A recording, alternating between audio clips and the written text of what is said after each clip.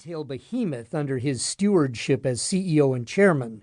He also pursued a highly impactful philanthropic mission, establishing a system of formal education for blacks in the South with the help of Booker T. Washington.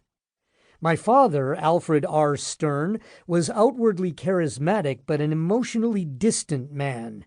One of the founders of cable television, the association's national chairman in the 60s, as well as the chairman of Mount Sinai Hospital, PBS, and other prestigious organizations, he ran our family as if it were a business. With its reviews and updates, the dinner table was more like a board meeting than a family gathering. Thus his nickname, CEO Dad. He only wanted to hear about achievement and success. Intimacy and affection were not on the agenda. At the end of the meal, he would break down the discussion into a series of lessons and conclusions for the family moving forward, which is why I always said his favorite dessert was apple pie chart.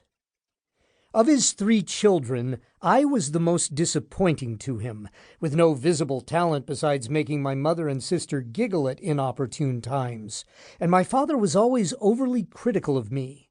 Each bad report card brought vehement condemnation. Would my CEO Dad call me into his office one dark day and say, "Tom, I love you very much, but I'm going to have to let you go"? An absurd fantasy, but my emotional reality. This man I admired so much, whose love I so desperately sought, was out of reach. Sadly, my conclusion was as simple as it was devastating. I just wasn't good enough. When each morning I left our 4,000-square-foot Upper East Side pressure cooker for Dalton School, one of Manhattan's most prestigious institutions of learning, things only got worse. There, my family's status could not protect me. An ADHD, attention deficit hyperactivity disorder dyslexic with the nervous system of a gibbon, I had everything from physical tics to loud, rapid speech. It seemed I could not live up to the family name anywhere. I was unable to focus and listen, and it was clear the Dalton School was not equipped to educate me.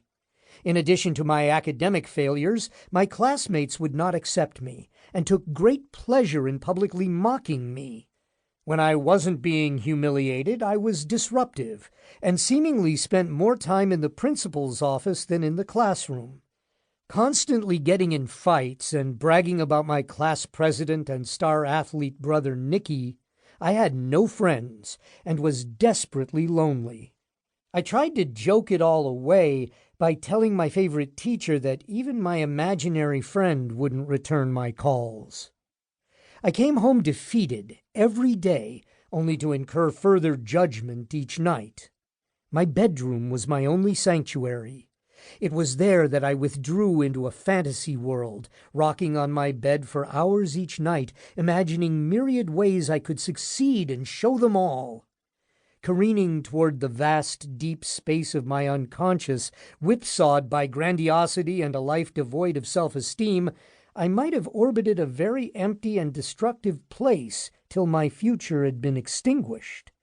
Fortunately, a candescent light pierced my dark despair. It emanated from my mother's smile every time I made her laugh. She seemed to intuitively sense that I was starved for support, and gave it to me with the constant enthusiasm of a studio audience eagerly responding to a hyperactive applause sign. In her mind there was nothing I couldn't do, and she constantly told me so.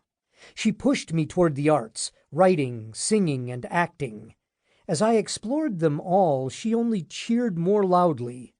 Although I was still a melancholy and fragile individual, I found distraction and solace in these pursuits.